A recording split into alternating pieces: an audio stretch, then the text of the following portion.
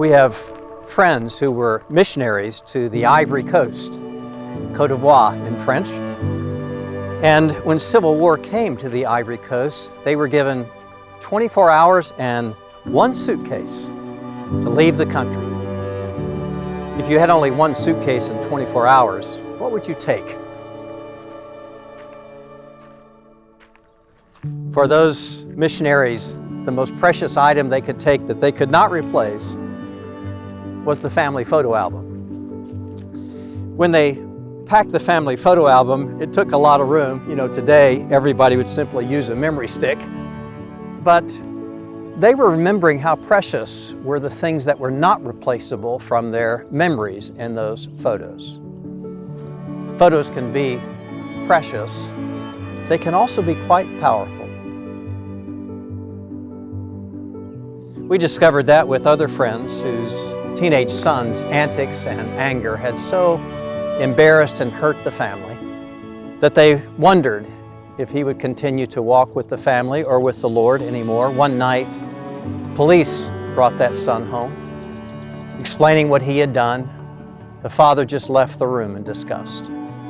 The mother listened to the police, and when they had gone, she too left the room in tears.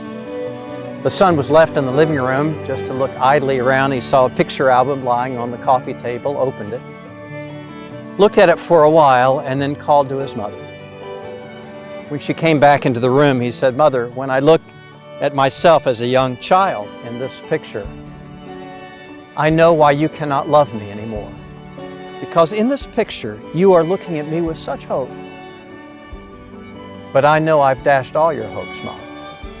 I know I've dashed all your hopes." And it was then that her heart broke for him again. Not because of his protest of innocence or his promises to do better that she had heard so many times, but because of his acknowledgement of desperation. There was nothing in him that should make her love him. You know, what he was acknowledging reminded me of the grace of the Lord Jesus toward us. He loves us not because of our protest of innocence, not because of our promises to do better, but because of our cry of desperation. Lord Jesus, there's nothing in me that should make you love me, but I need you. And that is our prayer of desperation. The heart of the Lord Himself breaks for us. That's the nature of His grace, His being merciful to sinners like us, not because we're innocent, not because we're going to do better, but just because we acknowledge, Lord Jesus, I need you.